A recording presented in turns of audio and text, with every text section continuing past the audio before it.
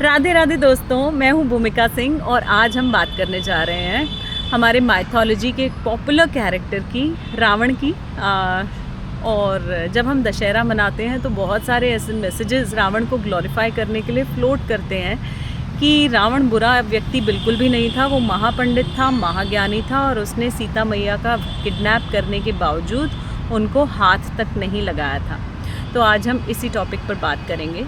सबसे पहले तो हम बात कर लेते हैं उनके महापंडित और महाज्ञानी होने की। उस बात में कोई शक नहीं है, वो बहुत महापंडित थे, महाज्ञानी थे और ईश्वरों का उन पर खास आशीर्वाद था।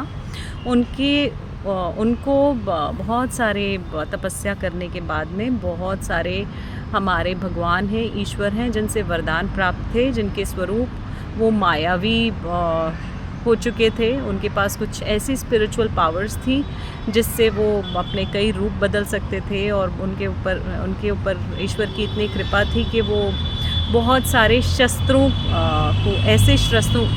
को धारण किए हुए थे जिनसे पूरी सृष्टि का सर्वनाश हो सकता था। और रावण कहीं ना कहीं अजर अमर होना चाहते थे। और इसके साथ ही साथ शिव तांडव स्तोत्र के रचयिता जो थे वो भी रावण थे। ऐसा माना जाता है कि शिव जब अपनी तपस्या में लीन थे और रावण गए थे उनके आसन को हिलाने के लिए, तो शिव ने बस उस पहाड़ पर अपना पैर रखा था, जिसकी वजह से रावण उस पहाड़ को हिला भी नहीं पाए थे, कैलाश को टस से मस नहीं कर पाए थे। और इसी कारण से वो शिव भक्त बन गए थे और तभी उसी वक्त उन्होंने शिव तांडव स्तोत्र की रचना की थी।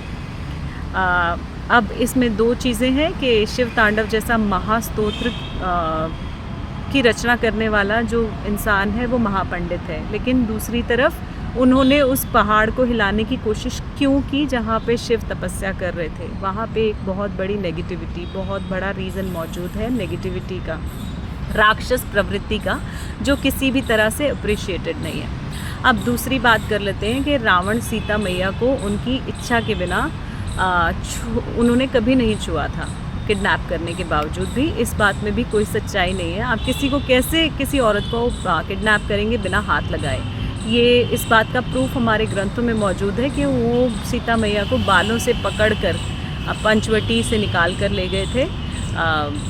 वो लक्ष्मण रेखा जो जब सीता मैया ने पार करी उनको भिक्षा देने के लिए, तो वो पंचवटी से सीता मैया का हरण करके ले गए थे अपने विमान में। और उसके बाद उन्होंने सीता मैया को जानबूझकर अशोक वाटिका में रखा था और वो कारण था एक श्राप, और श्राप दिया था उनके अपने भांजे ने। जी हाँ, नल कुबेर ने उनको ये श्राप दिया था।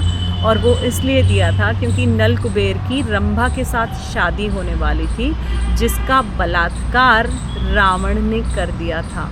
और इस कारण नल कुबेर ने उनको श्राप दिया था कि अगर वो किसी भी महिला को उसकी मर्ज़ी के बिना अपना बनाना चाहेगा तो वो वहीं भस्म हो जाएगा। कारण ये था कि उसने सीता मैया को ज़बरदस्ती कभी भी हाथ लगाने की कोशिश नहीं की। वो हमेशा सीता मैया को ये कन्विंस करते रहे कि वो उनके लिए उपयुक्त वर हैं और वो उन्हें राम को भूल के वर रूप में चुन लें। तो इसी के साथ आज का ये महाज्ञान समाप्त होता है। Thank you so much.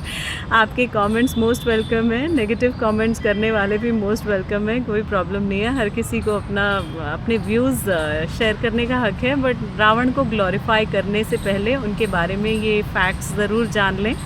और मेरा ओपिनियन ये कहता है कि रावण को ग्लोरीफाई वही लोग करते हैं जिनके अंदर कहीं ना कहीं वो रावण मौजूद है। जो खुद औरतों की रिस्पेक्ट नहीं करते हैं वो ही इस कैरेक्टर को ग्लोरीफाई करते हैं। फिर भी अगर आपको मेरी बात बुरी लगी हो तो भूल चूक की माफ़ी चाहती हूँ, पर मैं जब बोलती हूँ तो सच बोलती हूँ और सच के अलावा कुछ नहीं बोलती हूँ। और इसी के साथ आज का महाज्ञान समाप्त हुआ। Bye, take care, God bless.